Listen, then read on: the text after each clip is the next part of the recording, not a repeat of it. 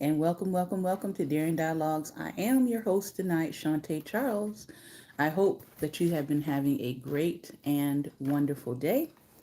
Tonight, we are hopping right into our readings, so I hope that you are ready.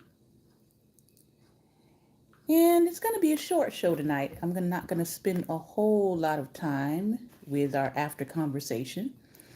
But I want to hop right into our reading tonight. Again, this is Daring Dialogues, and I'm your host, Shantae Charles. It is Thinking Thursday, and we are continuing our Women's History Month celebration with She Raised Her Voice 50 Black Women Who Sang Their Way into Music History, written by Jordana Elizabeth, and Goodnight Stories for Rebel Girls, edited by Lily Workner. So let's hop right into the music icons first tonight, and then we will take a look at our other book. This first music icon is coming to us from Britain, and her name is Skin. That is her artist's name. She was born August 3rd, 1967, so she is still living. Her genre is hard rock, and she is known as the queen of British hard rock. She says, I refuse to play the game. Most people know the beautiful, haunting voice of artist Skin through her hard rock band Skunk Anansi. Skin started the band with guitarist Ace, bass player Cass, and drummer Mark Richardson in 1994, and she quickly took the world by storm with her signature bald head and killer all-black outfits suited for a true rock star. Skin, her birth name Deborah Ann Dyer, grew up in Brixton, a district in London, England, with her Jamaican immigrant parents. At 6 years old, she moved in with her grandmother, who ran a nightclub in the basement of her house. This is where Skin learned about music and the nightclub scene, which prepared her for a lifelong career as a musician. She loved to listen to people's conversations, which gave her inspiration for writing songs, and she was also heavily influenced by the strong political climate in Brixton when she was growing up. When Skunk Anansi formed, the band focused their first album on 1995's Paranoid and Sunburnt on songs of protest, sharing their points of view on political topics as well as cultural and religious intolerance.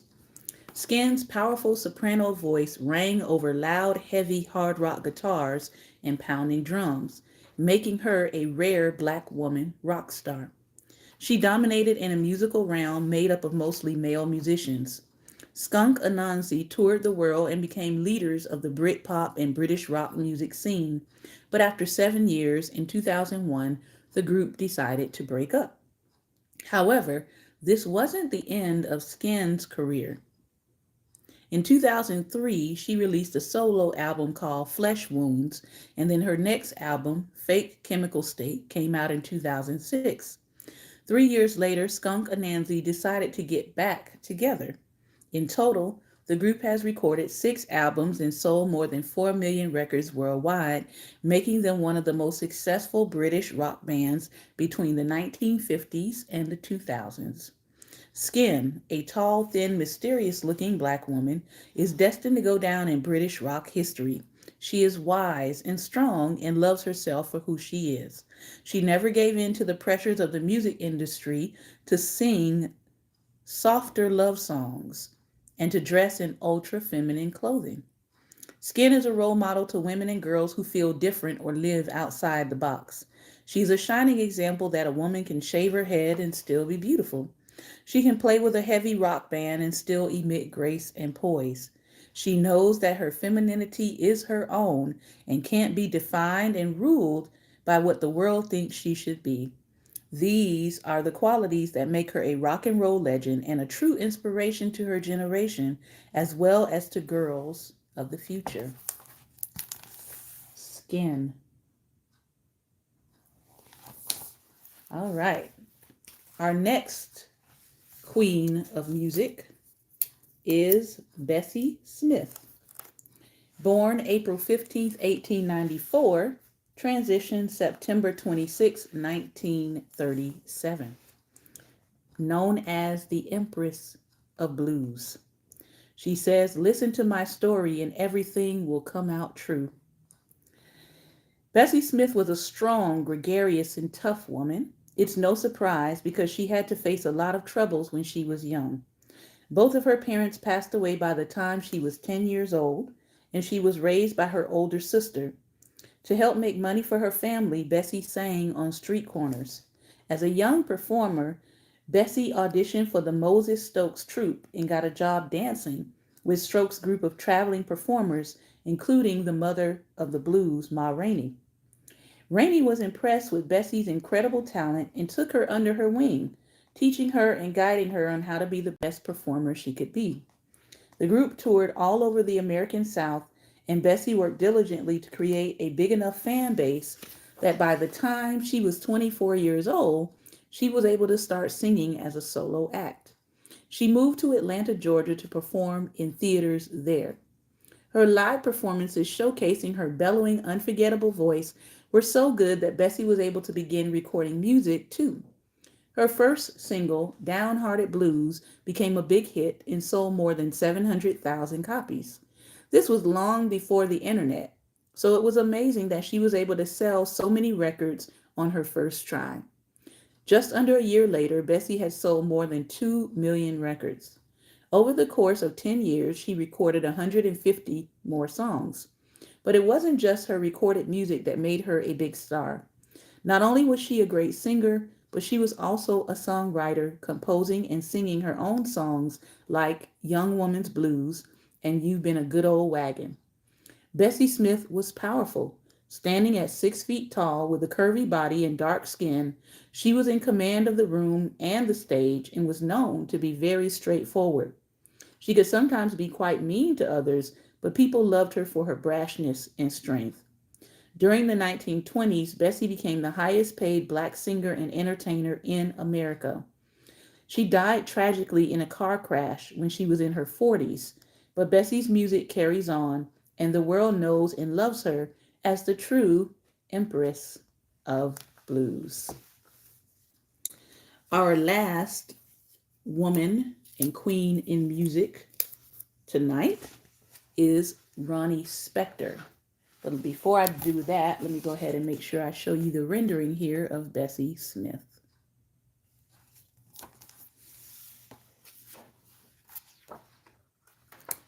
Ronnie Spector, born August 10th, 1943, still living. Pioneer of black women in rock. She says, no one has their own identity like the Ronettes did back in the day. Ronnie Spector was a vivacious teenager with a unique background and a fashion style all her own. Her mother was black and Native American, and her father was Irish. This made Ronnie a groundbreaking figure for girls of color who hoped to participate in the world of rock and roll. She was a style icon with her hair teased sky high, her dramatic eye makeup, and her signature miniskirts. Ronnie was the bad girl of rock and roll because she and her group, the Ronettes, had an edgy look about them, which their fans loved. Ronnie's story begins in Spanish Harlem, where she, her sister, and their cousin performed for their family on Saturday evenings. Ronnie loved the young black pop stars, Frankie Lyman, and the teenager style of bubble pop, along with their super cool attitude. Their music sparked a flame in Ronnie, inspiring her to form a group with 4 other girls in her family, plus her cousin Ira, who was a boy. The group eventually performed at the world-famous amateur night at the Apollo Theater. For their performance, Ira was supposed to sing the lead vocals of Frankie Lyman in the teenagers' hit, Why Do Fools Fall in Love? But when the music began, Ira froze. Ronnie decided to take the microphone and sing the lead part instead. After the show ended, some of the members of the group left, but her sister Estelle and her cousin Nidra would join Ronnie to become the iconic singing group, the Ronettes. One night in 1961, the girls stood outside the popular Peppermint Lounge nightclub, waiting to get inside. While they waited, the manager of the club saw them and thought they were dancers he had hired to perform behind the band that was playing that night. The girls went along with his story and got onto stage, dancing the newest dance craze, the twist. While they were dancing, Ronnie was handed the mic to sing. She did so well that the girls were offered a job dancing and performing at the club every night. This lucky break, opened the door for the girls to sign a record deal with powerhouse producer Phil Spector. Phil did an amazing job making music with the Ronettes, and their first album, Presenting the Fabulous Ronettes featuring Veronica, has gone on to become one of the most popular and important rock and roll albums of all time. The song Be My Baby was a major hit, and other songs like The Best Part of Breaking Up and Baby I Love You were also hugely popular in the 1960s. The Ronettes had become bona fide rock stars, but things changed after Ronnie married Phil Spector in 1968. Ronnie's marriage to Phil was not that good. He locked her in their big house for almost 10 years, and Ronnie wasn't allowed to leave because Phil was very controlling and didn't want her to meet new people or even to sing anymore. Ronnie's music career went from a huge success to nothing at all. Eventually, she escaped from her house and broke out on her own again. Ronnie revitalized her music career and recorded 4 albums: Siren, Unfinished Business, The Last of the Rock Stars, and English Heart. Ronnie is a survivor and has a heart of gold. Now in her 70s, she still performs on stage and doesn't have any plans to retire. Rock and roll is her life, and her story is absolutely one for the ages. Ronnie Spector. Now, on to our last 2 women tonight. We have another singer, and her name is Insung. She is out of South Korea, and she was born April 5th, 1957. She is still alive. Insuni says, everyone has his or her own ordeal, like how rain pours down on everyone, but that's not eternal. The sky will clear. Once a Korean woman and a Black American soldier had a baby girl named Insung. When the Korean War ended, Insung's father went back to the United States. She never saw him again. Insung didn't have much to eat, so she hung around the local military bases, perhaps hoping her father would return. The soldiers treated her like a kid sister, sharing their hamburgers and giving her clothes, earrings, and pocket money when they could spare it. Most of Insung's classmates had pale skin. They made fun of her, saying her skin was dirty. After middle school, she decided she was done with school and quit so she could put her singing voice to work. At 21, Insung joined an all-girl pop group called the He Sisters. She sang with them for a while, but her powerful voice always sounded better on its own. So she launched a solo career and started going by the stage name Insuni. She recorded 19 albums and performed in packed arenas, nightclubs, and venues as revered as Carnegie Hall in New York City. When the 2018 Winter Olympics came to South Korea, there was no better choice than Insuni to perform the event's theme song. She sang the cheerful lyrics to Let Everyone Shine and encouraged all the athletes to do their best. Insuni believes her fame comes with responsibility. She says, many biracial children watch me, so I've got a lot on my shoulders now. She founded a school to give biracial children an education free of charge and free from bullying. Insuni. Lovely illustration of her here.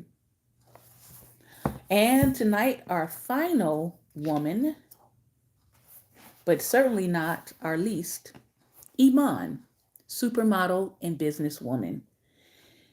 Born in Somalia, lives here in the United States.